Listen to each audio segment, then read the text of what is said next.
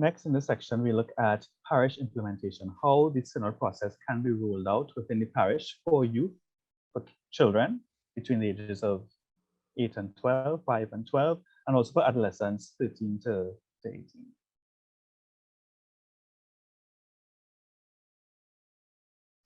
Before we really get into the crux of the physical implementation, plans and the procedures, it's important for us to recognize that even the synod is ministry.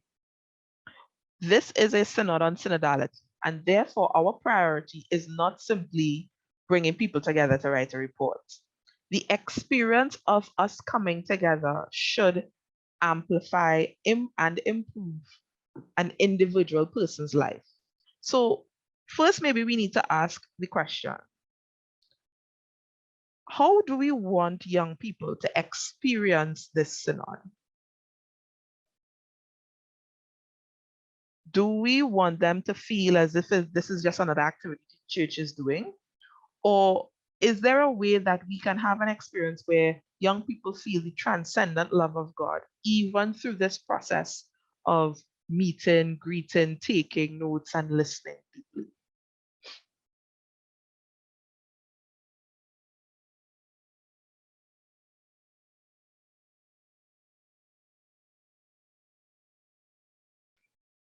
So let's answer that question. How should young people be engaged? And that question really focuses on two real issues at a practical level. Should we be creating youth or children or adolescent only spaces? Or should all of our synod spaces be intergenerational? What do I mean by intergenerational? Meaning anybody could attend and anybody could participate. Now, this is a trickier question than one would suspect, especially if you bring in the complexity of managing children and managing what they know and what they don't know and what they understand into the fray. And it's also a complex issue because parents also have the right to have conversations about what's going on with them without necessarily being interrupted. So on both sides of the fence, we have a conversation that we need to engage with around what is best for the parish. When we think of intergenerational spaces where young people have an opportunity to voice concern, we are talking that there are a couple of things that are pretty important that need to be considered, both for the negative and the positive. Having young people voice their concerns within a space where there are other adults is very important. Adults also have to listen to young people. But at the same time, there may be a tendency for that activity of having a young person participate in a space to come across more as a performance than it does actual interest in the young person's participation. We have to be so careful that we are not making young people feel, come and say something now. They tell us you have to say something, so come and join the conversation. And I see Rondell's head is shaking as I even make that comment. Another issue that we have to be careful with is if we are bringing children and adolescents into the same space with adults for a discussion that is like this related to synod, is the capacity or the possibility for there to be a TMI moment, which is a too much information moment. Parents have the right to determine what their young people hear and what is shared in front of them. And so not every space is open and ready for intergenerational discussions, especially within the context of synod, because we don't know what could be said and shared. Last but not least, a very positive thing that can come out of young people sharing in front of adults is accountability. When a bunch of young people come forward and say what they have to say, and they say it for everyone to hear, it means that you and I now become responsible for making that situation better and moving it forward. So that's intergenerational spaces. On the other side of it, you have youth-only spaces. Well, everybody loves to put young people in a group. It's the fastest and easiest way we seem to get anything done. It also allows us to have developmentally appropriate conversations. So we can break the content down, move a little slower, work a little harder for them to understand things they don't understand, or explain things in a way that is more appropriate for their age and stage, particularly for children. There's also less likelihood amongst the persons who are young people of what we might call performance anxiety. It is not easy to be a young person, to stand up in front of the whole parish, to say whatever you think you need to say, especially if your mother there and your catechist there. There's a certain level of anxiety, whether it is personal judgment or otherwise, that any young person will face. So in youth-only spaces, there's the capacity for, the real conversation to happen and for young people to say it just however they feel comfortable. On the other side of it, we do have the potential for youth-only spaces becoming very fragmented if there isn't the moment where what is said in the youth space to be reported to the rest of the synod. And even though it will allow for the voice of an authentic voice for the young people in the parish, it can also be time-consuming to plan if we are going to plan it in a developmentally appropriate way. So there are pros and cons on both sides. From our perspective, a blend of both are necessary.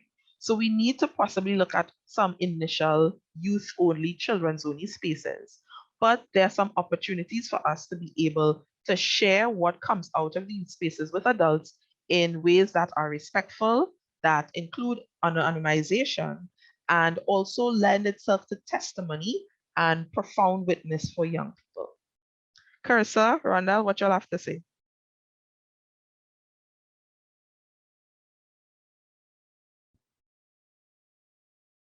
All right, I guess I'll start. I agree. I agree definitely. As you were speaking, the word that came into my mind as you focus on the youth-only spaces was icebreaker. Because I feel like if the youth-only spaces are the type of icebreaker type sessions where it's a little more eye candy, it's a little more interactive, it's a little more, preparing you, warming you up for what is to come. And that is how I see it. It allows young people to have their space, their voices, and get accustomed to being able to voice themselves. But I think definitely the goal or the direction needs to, and even as I mentioned before, with the developmental stages, it needs to eventually progress into intergenerational spaces. Mm-hmm. Because if young people aren't accustomed seeing young people and older people, I would say, interacting with each other, getting along, sharing, growing, then the whole point of this synod process will basically become null and void. So I definitely see it as being a transitional process. So yeah, both being equally important.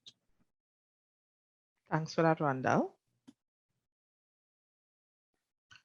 So as we move along to really consider how we plan these spaces, we want to bear in mind that even as talking about planning these spaces is a very for youth mentality and not a with youth mentality. Each synod team should have at least one young person, who is meant to be a representative of the parish as the person on the synod team who will bring the concerns of young persons to bear in the planning and the organizing. These representatives have a role and function, and their role and function is not just to be eye candy. I think I heard you use that word before there, Rondell. But it also has to be, how are they going to be the ambassadors or advocates for this program?